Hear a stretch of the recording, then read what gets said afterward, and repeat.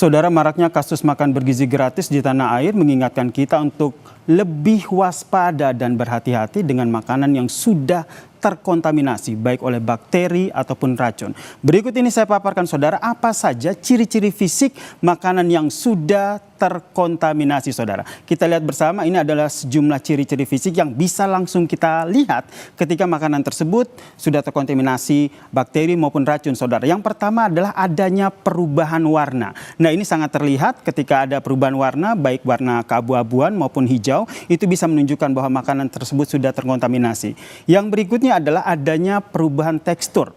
Tekstur makanan akan menjadi lebih lembek ataupun memiliki tekstur yang tidak seharusnya.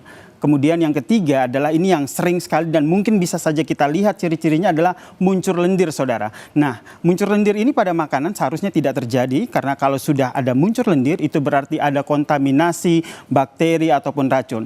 Yang berikutnya adalah bau yang tidak sedap. Ini bisa kita analogikan ketika kita membuka makan bergizi gratis, tentu saja yang pertama kali kita rasakan adalah aroma dari makanan tersebut saudara.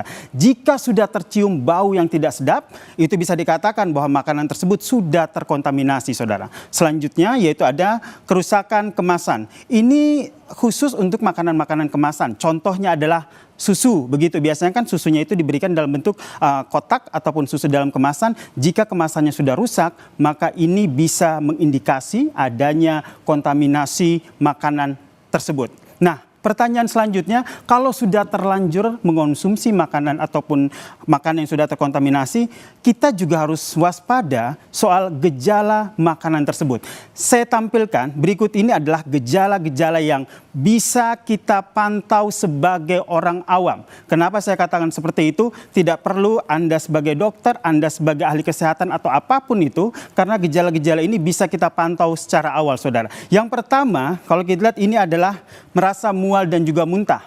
Ini adalah gejala awal ketika kita merasa ataupun seseorang mengalami keracunan makanan ataupun bakteri. Yang berikutnya adalah mengalami diare. Nah, mengalami diare ini juga terjadi menjadi salah satu gejala ketika seseorang terkontaminasi makanan yang sudah kena bakteri ataupun keracunan. Yang selanjutnya adalah merasakan sakit perut dan juga kram. Ini juga menjadi salah satu gejala dan juga merasakan demam lalu tubuh merasa lemah. Untuk demam ini tentu saja harus diperhatikan. Kenapa saya katakan seperti itu? Karena kalau demamnya sudah semakin tinggi, maka anak ataupun korban yang mengalami keracunan ini bisa terkena dehidrasi. Dan jika terkena dehidrasi, penanganannya adalah tidak bisa kita tangani sendiri, tapi harus dibawa ke pusat pelayanan kesehatan seperti puskesmas ataupun rumah sakit saudara. Nah, gejala-gejala ini sebenarnya bisa kita lihat secara kasat mata, bisa kita cek sendiri sehingga ketika ada anak, keluarga ataupun orang-orang di sekitar kita yang sudah ada gejala-gejala seperti ini, kita bisa segera mengambil langkah penanganan yang selanjutnya saudara. Nah, kalau kita berbicara soal kontaminasi makanan gizi gratis ini, lalu pertanyaan selanjutnya adalah tahapan mana saja yang perlu kita awasi dalam pengelolaan MBG sehingga makanan yang diolah ini terhindar dari kontaminasi bakteri ataupun racun saudara. Nah, salah satu indikator yang bisa digunakan adalah Hazard Analysis and Critical Control Point saudara. Ini merupakan rangkaian proses monitor dan juga kendali yang tujuannya adalah untuk menghilangkan potensi bahaya, terutama bahaya kesehatan dalam proses produksi makanan dengan mengendalikan titik-titik krusial dalam proses tersebut. Saya membaginya menjadi 4 proses saudara. Yang pertama, kalau kita lihat di sini adalah persiapan bahan makanan. Nah, pada saat kita mempersiapkan bahan makanan, tidak hanya jenis bahan makanan saja yang harus kita lihat. Anda mungkin tahu soal kasus bagaimana ada MBG dengan menu daging hiu, mungkin di sini yang miss begitu, karena dalam persiapan bahan makanan di sini harus betul-betul diperhatikan jenis bahan makanan apa yang dipersiapkan, bagaimana proses pembeliannya, sumbernya, sehingga betul-betul bahan yang makanan yang akan diolah ini merupakan bahan makanan yang tidak hanya sehat pastinya, tapi juga bersih dan juga higienis begitu. Kemudian selanjutnya adalah dalam proses memasak bahan makanan. Ini merupakan tahapan produksi yang krusial dan harus dipantau karena kalau kita lihat dalam proses pemasakannya, kalau orang awam taunya ya udah masak-masak aja. Tapi dalam proses pemasakan ini kita harus tahu yang pertama, mana bahan makanan yang harus diolah dengan cara digoreng, kemudian dimasak, dikukus ataupun dipanggang.